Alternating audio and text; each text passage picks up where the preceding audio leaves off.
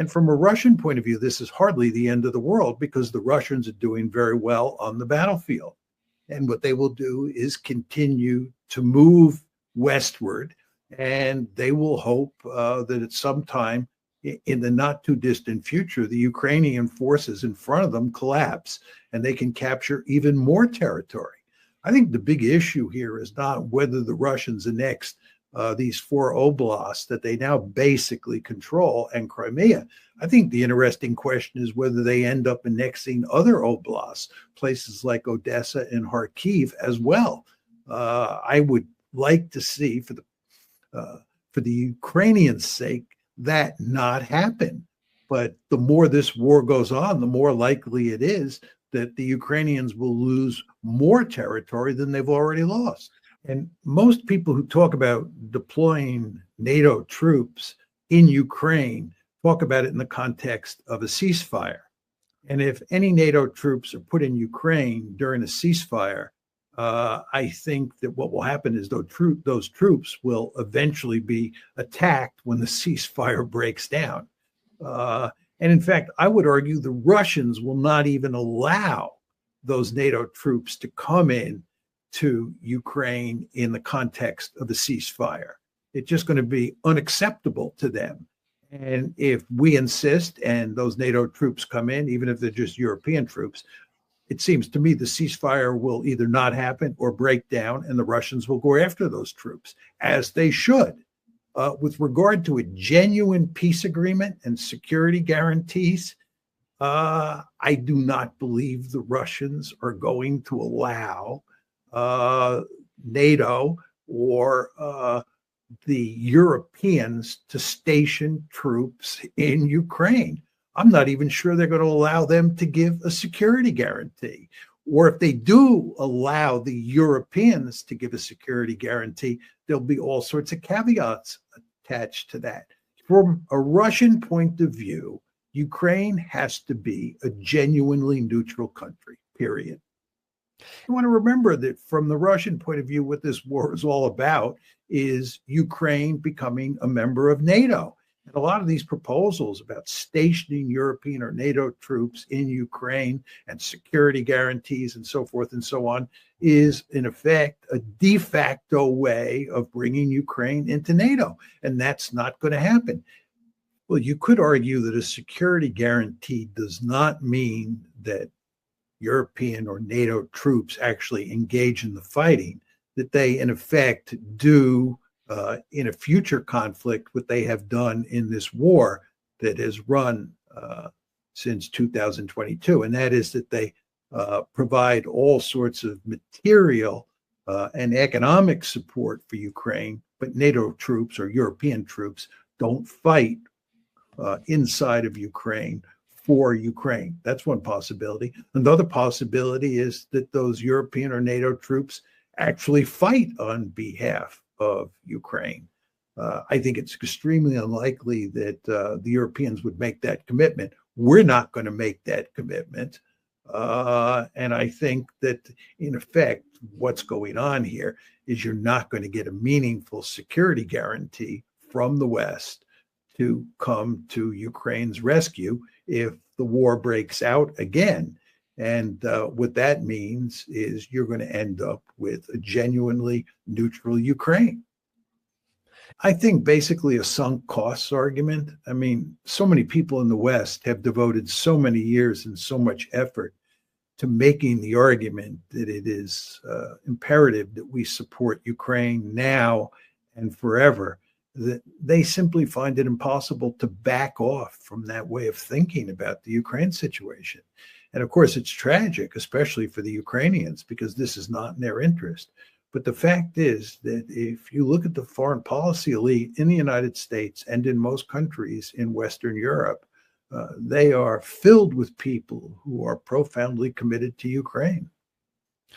The idea that Russia and the United States, and in fact, almost every European country, would allow Ukraine to have nuclear weapons at this point in time is, in my opinion, unthinkable. The Russians will not let it happen. We will not let it happen.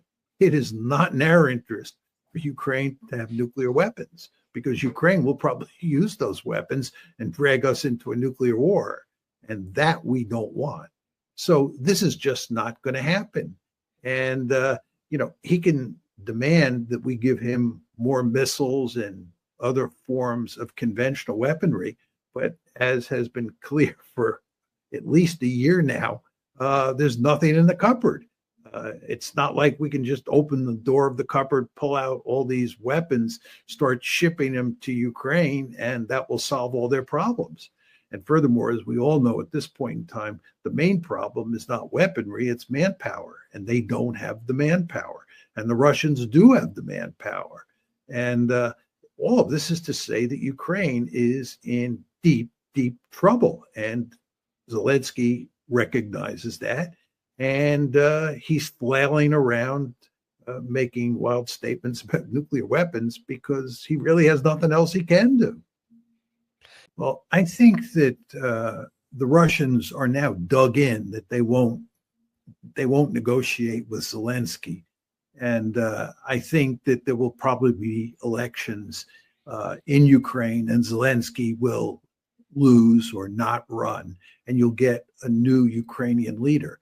The question is, who is that new Ukrainian leader going to be? Is it going to be some reasonable individual who the Putin forces in the Kremlin feel they can deal with? Or is it going to be somebody who they identify as a Nazi or a fascist, or someone who looks a lot like Zelensky?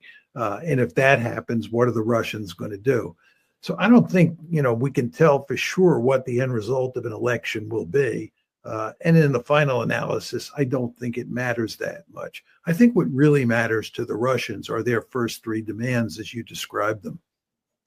I don't think you're going to get an agreement. And I think it's because the West and Ukraine will not agree to Russia's main demands. And absent agreement on those main demands, you're not going to negotiate an end to the conflict. And that means that the conflict will go on. Well, I think it'll be firm on the first three. The Russians are going to insist that the West and Ukraine accept the fact that those four oblasts in the east, plus Crimea, have been formally annexed by Russia, and they're now Russian territory. Second, the Russians will not cave on the whole issue of Ukraine in NATO. And that includes de facto membership as well as de jure membership. All this talk about security guarantees to Ukraine from the United States and from the West more generally is just another way of talking about de facto NATO expansion. That's not happening. And with regard to demilitarization, the third demand, I think that the Russians are going to demand, as they did in the Istanbul discussions in March, April 2022, that Ukraine's military capability be greatly limited. The fourth condition, which is denazification, I think that's one that they won't press hard on because that involves regime change in Ukraine. And to really make that work, they would have to conquer all of Ukraine. And I don't think the Russians have an appetite for that. Well, I think that Zelensky sees the writing on the wall. There are two things happening here from Zelensky's point of view. One is the situation on the battlefield is continuing to deteriorate, and the Ukrainians have no way to fix that problem. And Zelensky surely understands that without robust American support, there's no way that Ukraine can survive over the long term in this fight against the Russians. The Russians will win on the battlefield. He is now realizing that, and he's looking for a way out. The problem is that he and Trump can't find a way out because they're unwilling to accept Russian conditions. The second thing that has happened is that Donald Trump got elected, and Trump wants to basically shut down the Ukraine war.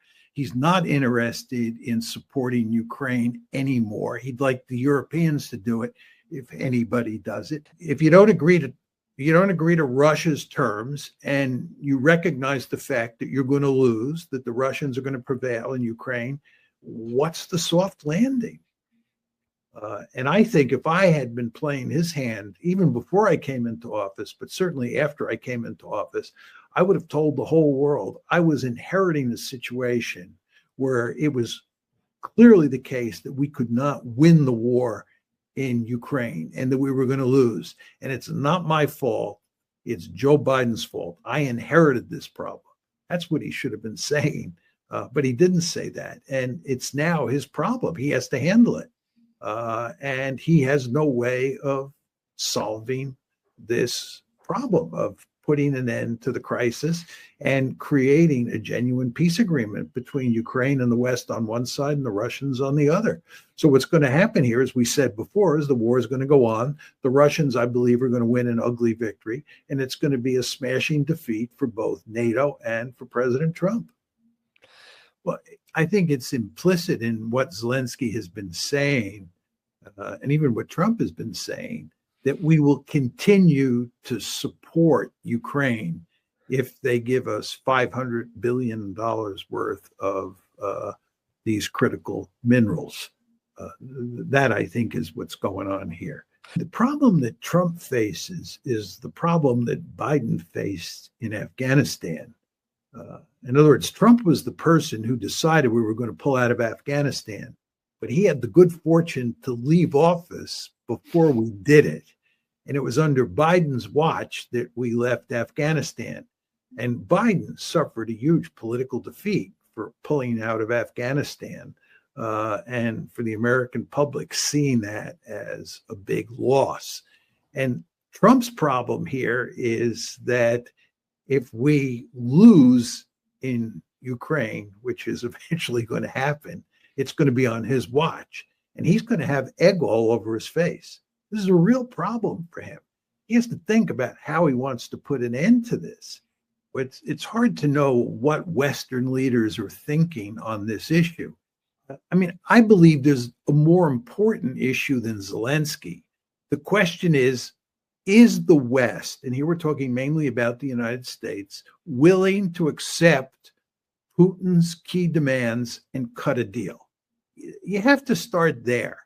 And if the answer is yes, that we're willing to cut the deal, we're willing to recognize the Russian annexation of these 4 oblasts plus Crimea, we're willing to accept the fact that Ukraine will be a neutral country, then we can worry about Ukraine. But there's no point in worrying about Ukraine when we can't even agree on the basic Russian demands. So there's just no deal on the table, independent of Ukraine.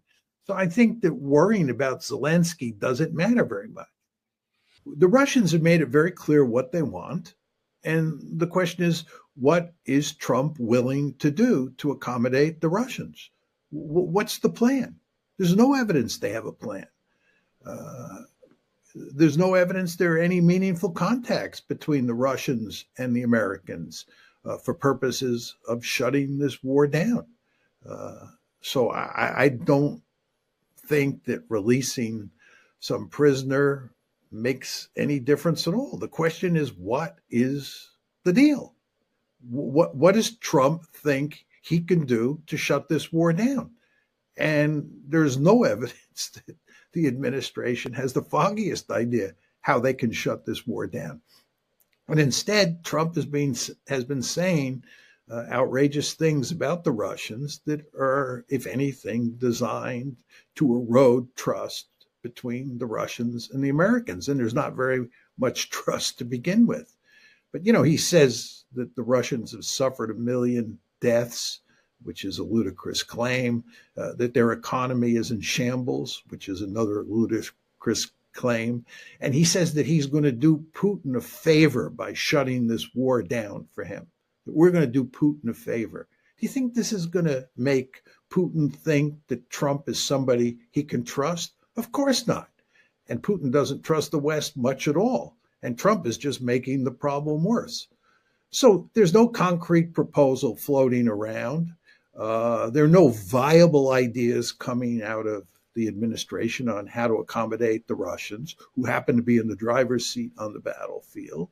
And instead, what you're getting are rather outlandish statements that, if anything, going to make it harder to get a deal rather than easier. Trump told us that he was going to settle the Ukrainian conflict in one day.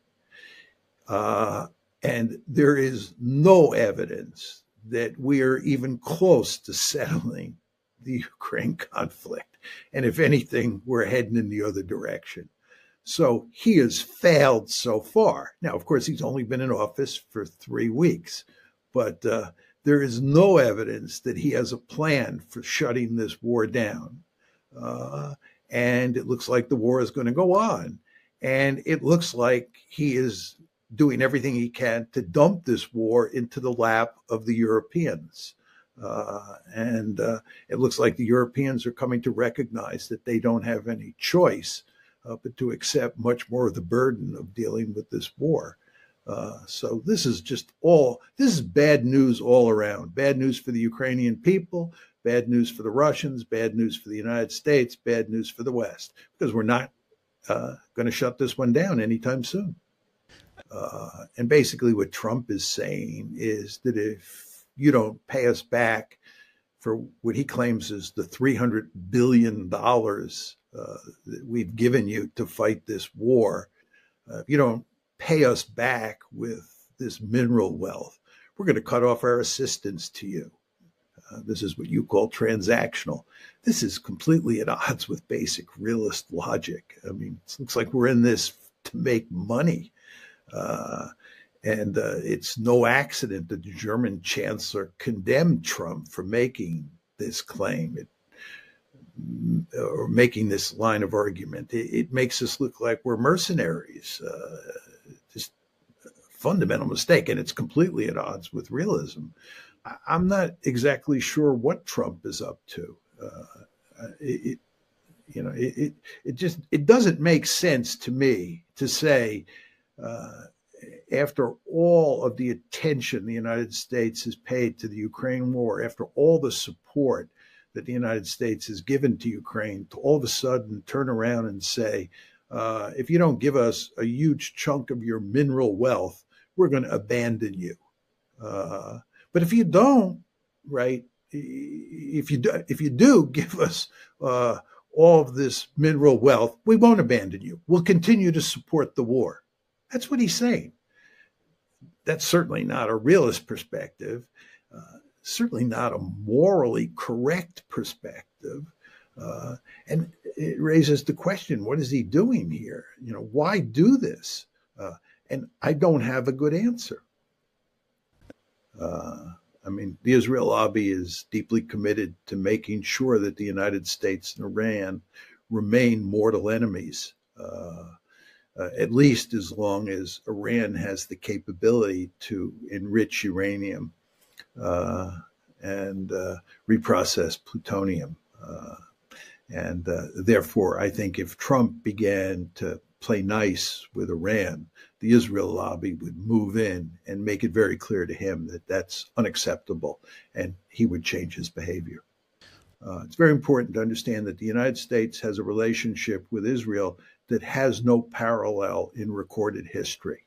The United States and Israel, despite the fact they sometimes have different interests, this is not to deny that they sometimes have the same interest, but they often have different interests. And in those cases, the lobby works overtime to make sure that the United States supports Israel unconditionally. And that's what the special relationship is all about. And the lobby is, I believe, the most powerful lobby or interest group in the history of the United States. And it wields enormous influence. And if any president pursues a policy in the Middle East that the Israelis adamantly oppose, you can rest assured that the lobby will go to work on Israel's behalf and push that American leader to support Israel. So on the Iran issue, Bill Clinton, when he was president, he started to play nice with the Israelis. And the lobby quickly moved in and told him the basic facts of life, which is he's not allowed to play nice with the Iranians because the Israeli government considers that unacceptable. I laid this out, Steve Walton, I laid this out in our chapter on Iran in the book on the Israel lobby. I think there's no question if it was clear that Iran assassinated President Trump, and let's hope that never happens. Let's hope he's never assassinated, period. But if there was clear evidence that Iran assassinated Trump as president, there's no question whether Trump left orders or not that his successor would make Iran pay a god-awful price. There's just no question about that. But there's no evidence that Iran is trying to assassinate Trump that I know of. If there's evidence, they can show it to me, and then I'll believe it. But I don't think that Iran would be crazy enough to assassinate Trump. They surely can figure out what the consequences would be for them, and they would not be good. And therefore, I don't think they're out to assassinate Trump. So I think this is much to do about nothing.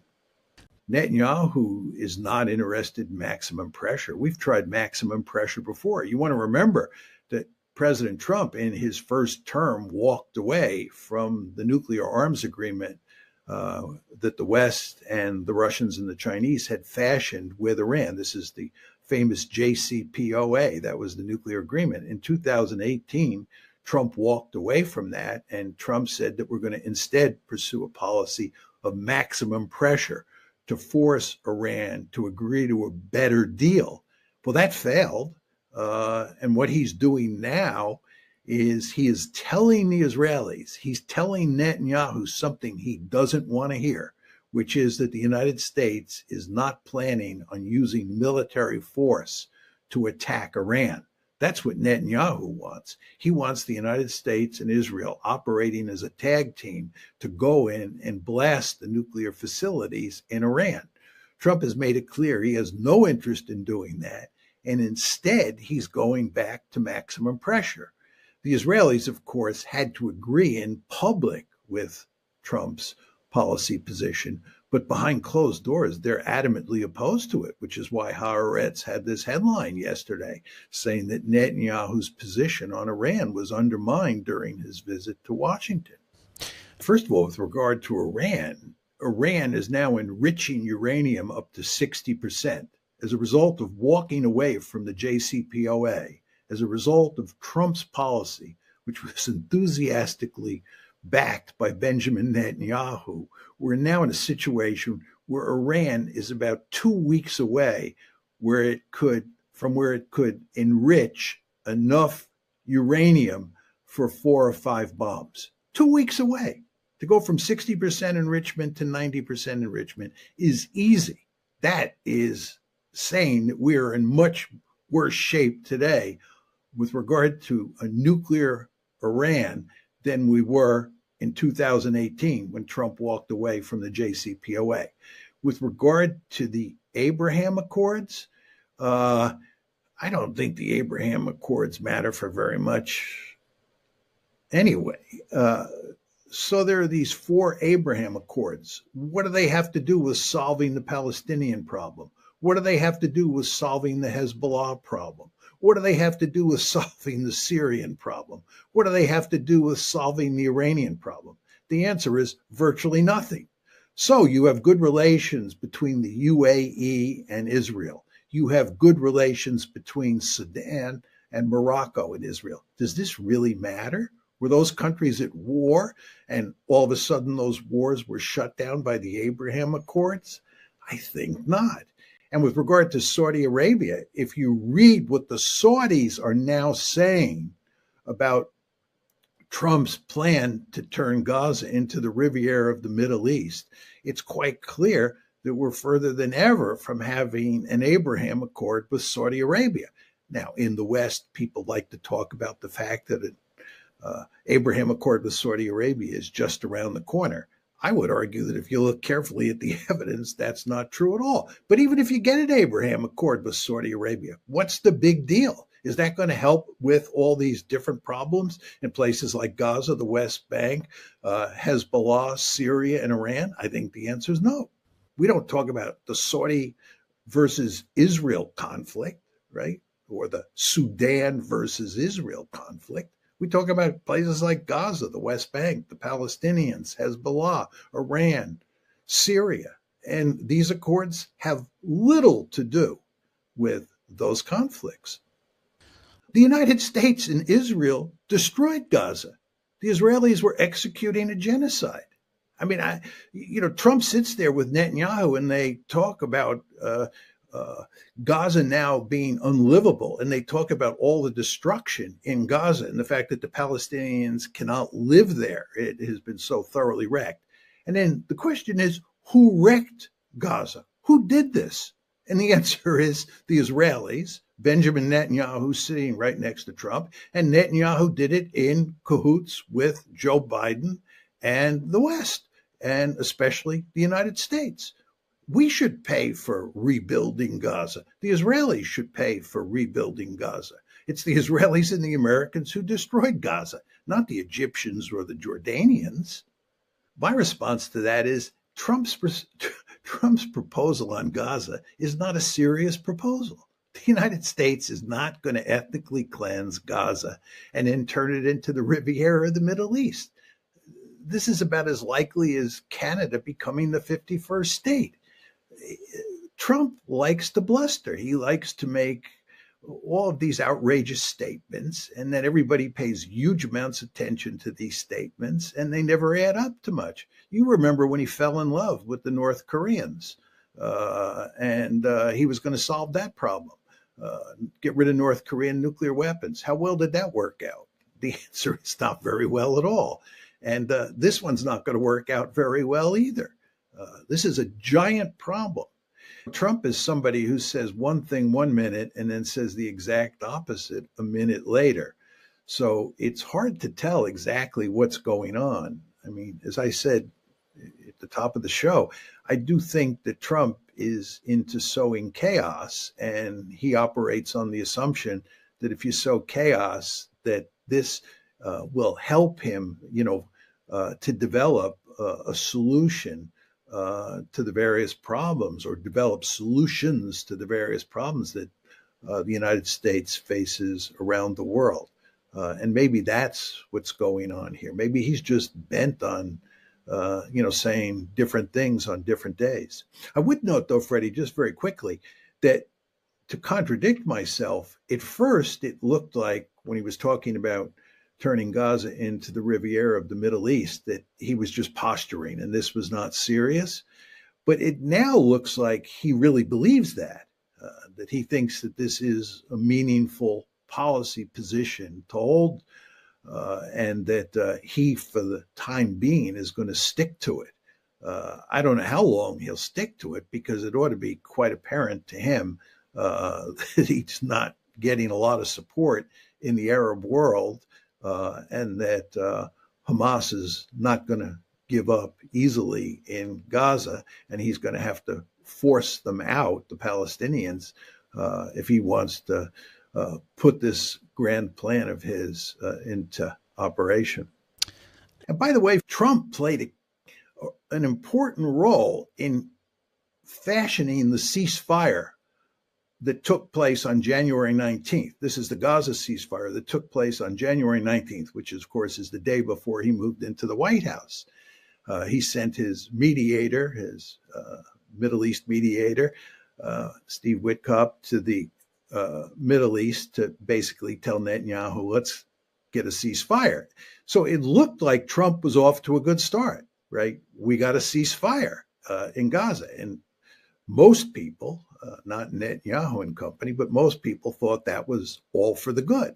But since he moved into the White House on January 20th, he's cut in the other direction. And if anything, he's done all he can to undermine the ceasefire agreement. And in my opinion, that doesn't make sense from his point of view, because a ceasefire and trying to work out some sort of meaningful modus vivendi with Israel and the Palestinians is a much smarter thing to do than try to turn Gaza into the Riviera in the Middle East.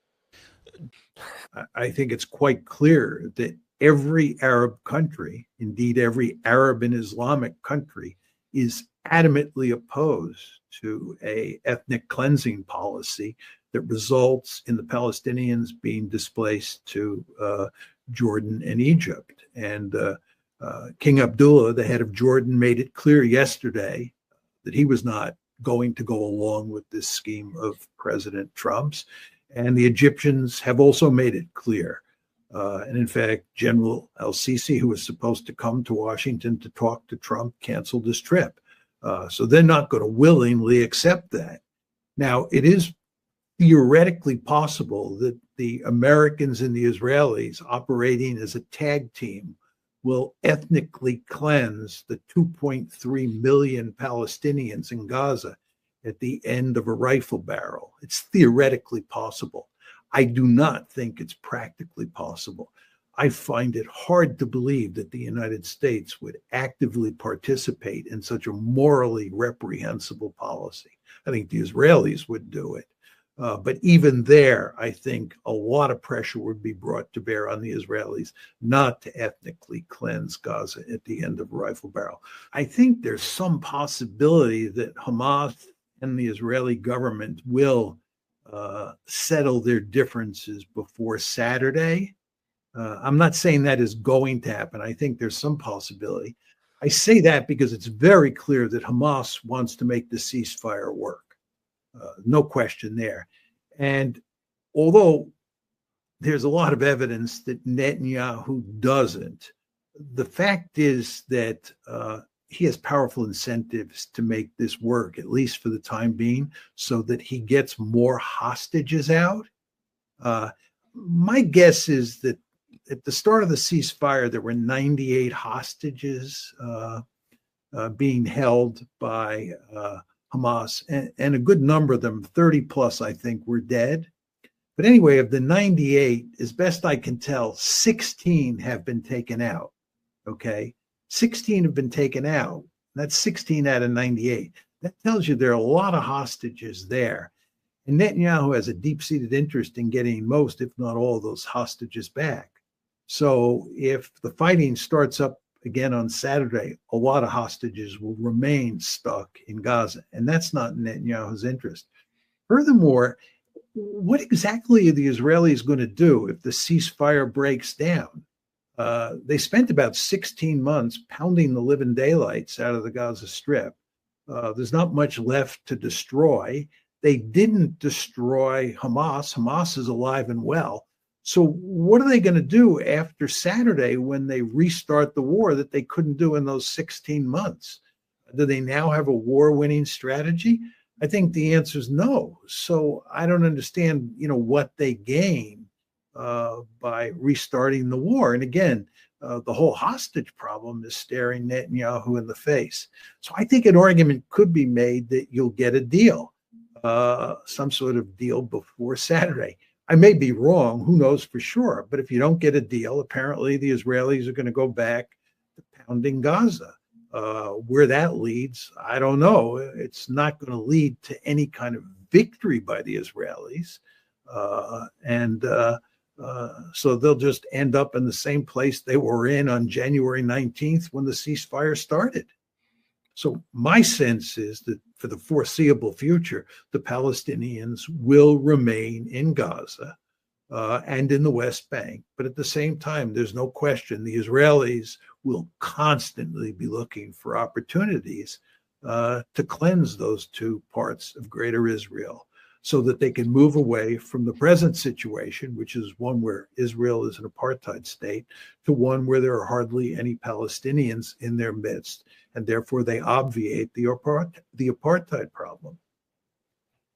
Look, the fact is the United States is remarkably powerful, and it has tremendous leverage over Egypt and Jordan, because in the past, we worked out a deal with Egypt and Jordan where we would give them huge amounts of financial aid if they played nice with Israel. We bought off for Israel. We did this for Israel. We bought off Jordan and Egypt. Again, there's a huge literature on this. This is not something I'm making up. But once we do that, not only do we guarantee at the time that Egypt and Jordan will play nice with Israel, but it gives us huge leverage over time. And Trump fully understands that. And he's basically telling the Jordanians and the Egyptians, we have huge economic leverage over you. And we're going to use that leverage to force you. We're going to coerce you into accepting the Palestinians. And the question you have to ask yourself is whether or not the Jordanians and the Egyptians will cave. And the Jordanians made it clear yesterday. The Jordanian president made it clear in a tweet after his meeting with Trump that that's not going to happen. And Sisi, General Sisi, the Egyptian leader, canceled his trip to Washington because he doesn't want to be humiliated by Trump. And he wants to make it clear that he's not going to go along either. So you have a situation here, Freddie. The Palestinians are not going to leave. The Egyptians are not going to take them. The Jordanians are not going to take them. And then you have to ask yourself a simple question. Where does that leave us? It's actually united the Arab states in the region. There's universal agreement among the Arab states and universal agreement in the Arab and Islamic world that this is morally reprehensible, that this is the Palestinians' land, that the United States and Israel have absolutely no right to push them out, and in no way are they going to accommodate the United States and Israel. We're isolated on this one. I'm sure the Europeans are with us on this for the most part, but outside of the Europeans, there's no support for what the United States wants to do. In this case, the last thing Jordan wants is to create a huge enclave for more Palestinians inside its borders, and Egypt is thinking the same way. The question is, do you think this is a viable or an ethical solution? I don't think it's a viable solution because I don't think the Palestinians are going to leave. So what are we going to do now to fix the problem? What's the viable solution that Trump has? What does this thinking outside of the box add up to? There's no question he's thinking outside of the box, but is what he is thinking logical? Is it viable? Is it morally correct? I don't think it's any of those things. I, as an American, certainly don't want to be associated with a policy that calls for ethnically cleansing Gaza at the end of a rifle barrel. Furthermore, I don't think you can do it. The Israelis were unable to do it. I don't think we're going to be able to do it. Trump has made it clear we're not going to go in there and do it. So who's going to do it? The Israelis? Well, they've already tried. What do you think they've been doing for the past 15 months? This is like, people say if the hostages don't come back on Saturday, these are the Israeli hostages who are due to be released this Saturday. If they don't come back, Netanyahu is going to restart the war. And I say to myself, okay, what does that mean? The war was not going very well, which is why the Israelis agreed to the ceasefire.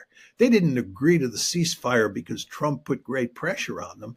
They agreed to the ceasefire in large part because the IDF, the Israeli military, put great pressure on Netanyahu to effect the ceasefire because the IDF understood it could not defeat Hamas, number one, and number two, the Israeli army was coming apart at the seams. It was suffering great casualties in Gaza, and furthermore, that this is an army that's configured for fighting short wars, not long wars. It was not configured to fight a war of attrition over a long period of time in Gaza. So it was in deep trouble. So the Israelis agreed to a ceasefire.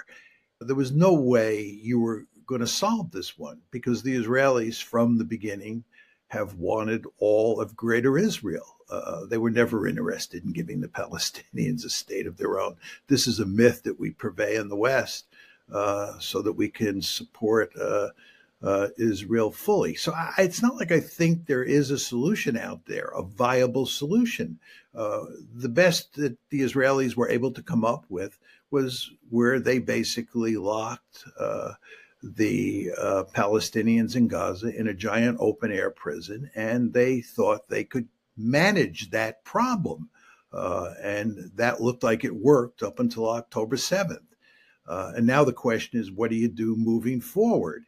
And the Israelis would like to cleanse Gaza. That's been their policy goal since October 7th, to cleanse Gaza. They want to get rid of all the Palestinians. And now we're talking about putting an end to that ceasefire. Okay, what's the magic formula that the Israelis have now come up with that's going to allow them to deal with the Hamas problem that they couldn't deal with for the first 16 months of the war? I just don't understand. So, Trump is thinking outside the box, but sometimes thinking outside the box makes sense and sometimes it doesn't. And in this case, I don't think it makes sense. But the idea that the Israelis were interested in a meaningful two-state solution, and it was the Palestinians who rejected those wholly generous offers by the Israelis, is a tall tale. And I know we tell it in the West, and when I make the argument that I'm making, people think that, I'm an anti-Semite or I'm hostile to Israel and so forth and so on. But there's a whole literature written by Israelis that makes it clear that the Israelis were never interested in creating a Palestinian state, and they wanted all of Israel. They just understood that they'd have to do it gradually. They wouldn't be able to take all that territory all at once. But what we're talking about now is how he is acting since he moved into the White House on January 20th. What exactly is his grand strategy? And I think that at this point in time, it looks like it's hard to say exactly how he's going to pursue those broad realist goals. And I think, if anything, it looks remarkably chaotic. If you made me president of the United States, we don't have to worry about that ever happening. I would not have come into office and started talking about, annexing Canada, taking back the Panama Canal, and so forth and so on. I would have put all my attention on trying to shut down the Gaza conflict once and for all, and also trying to shut down the Ukraine conflict once and for all. Those should be the highest priority issues. And I don't think that he has paid much attention to Ukraine.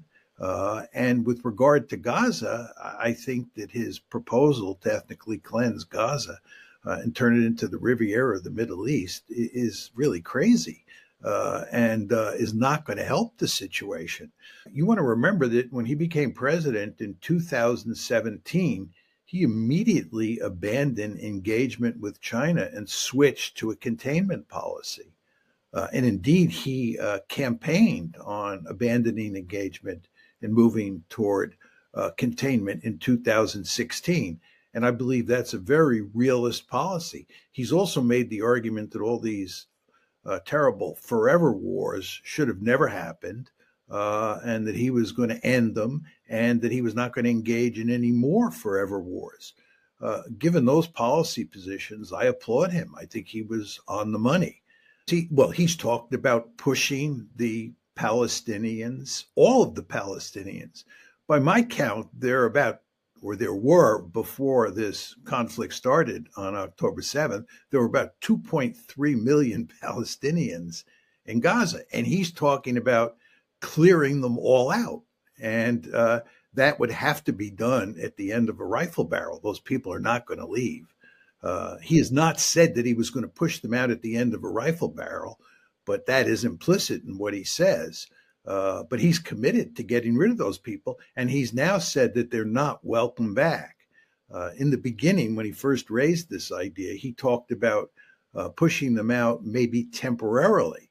But now that's been taken off the table, and the idea is that they're going to be pushed out permanently, and he's going to find new homes for them in places like Jordan and Egypt.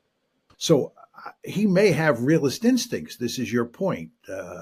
And he may be a marked improvement on his predecessor and his predecessors in this regard. I'm not going to argue against that.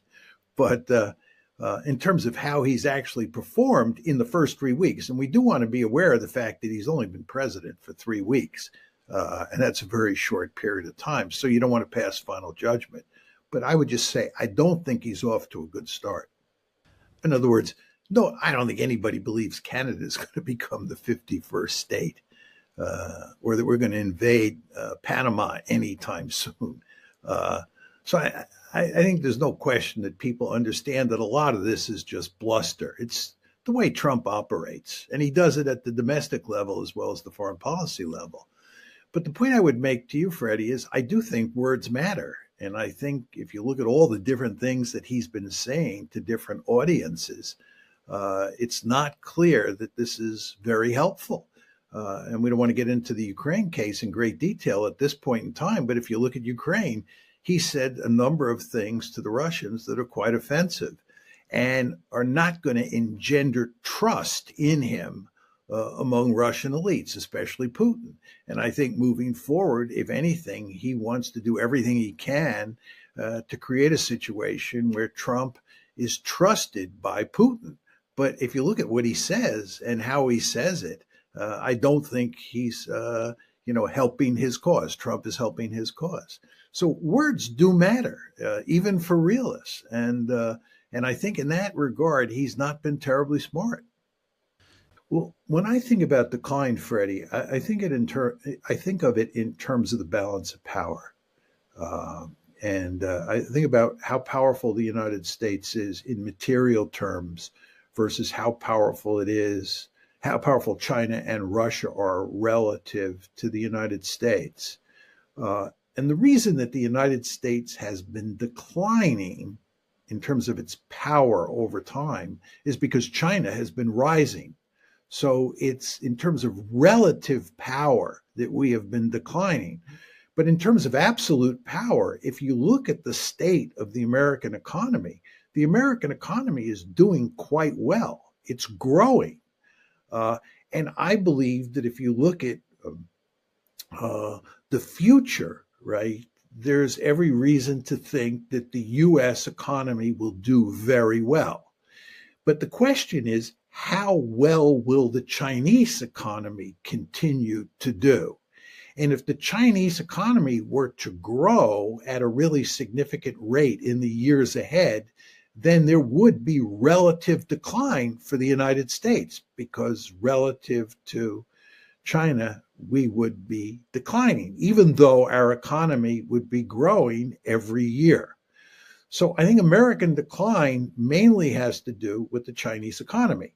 Now, to take this a step further, and I think this is a very important point, when we talk about containing China and we talk about dealing with China from an American point of view, the focus is usually on containment and putting together a balancing coalition, which involves usually a focus on military force.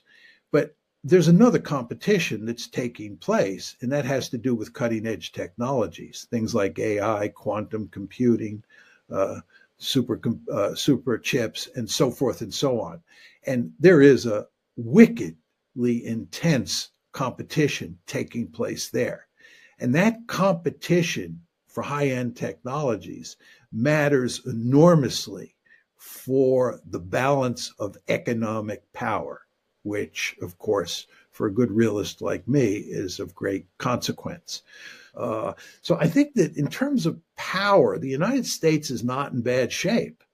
I think it's in terms of how it uses that power that it gets itself into trouble. And that's what worries me about Trump. So I think moving forward, the key question is, how well does China do with AI, for example, versus how well the United States does with AI, right?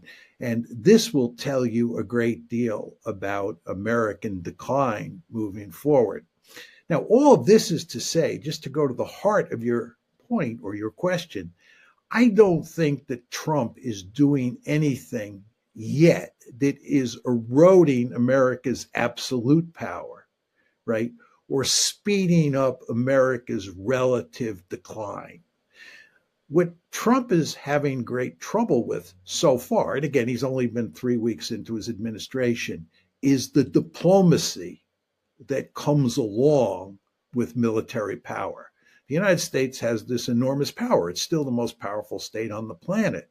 The question is, what does American diplomacy look like? how is America using all that power that it has to fashion or to influence events around the world that are in the American national interest?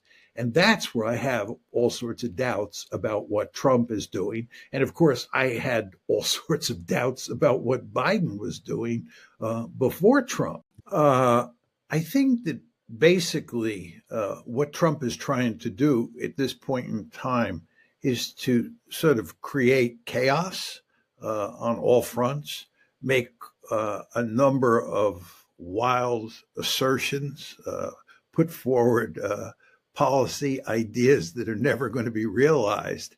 And I think the hope on his part is that out of all this chaos that he's creating, he can come up with some sort of formidable grand strategy that solves all the big problems that the United States and the West faces, and in the end, fashion a coherent grand strategy that deals with these different problems.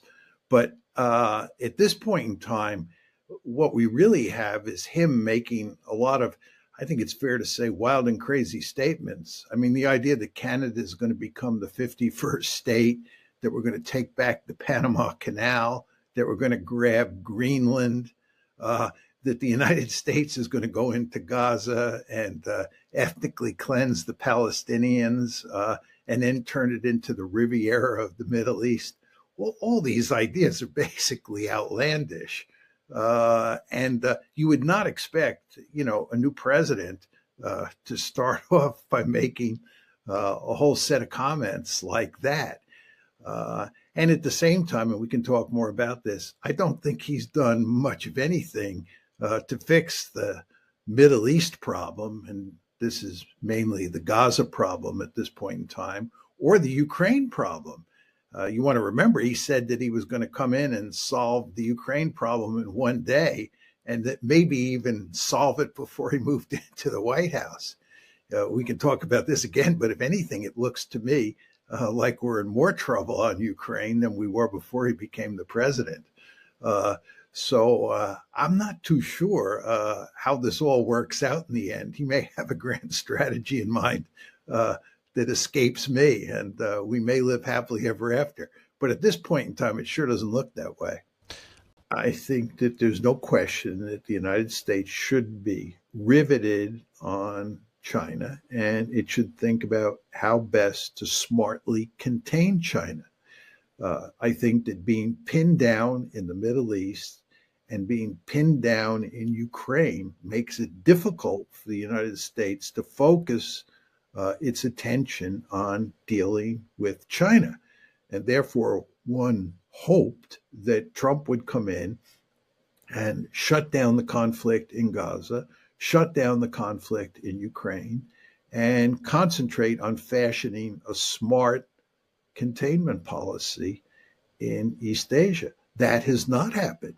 As I said, he is, if anything, making the situation in Gaza worse, and not doing much at all to get us out of the Middle East.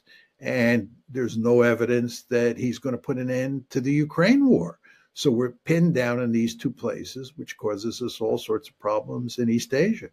Furthermore, if you look at what's happened in East Asia since he's taken office, there are all sorts of articles beginning to appear that because of what he's done with USAID, our position in Southeast Asia, where we have long had problems fashioning alliances that can help us contain China, our situation there in Southeast Asia is getting worse.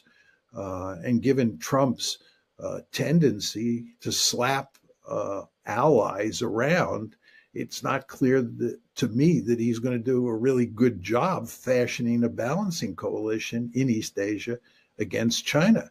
So I think the situation in East Asia is actually not looking good at all.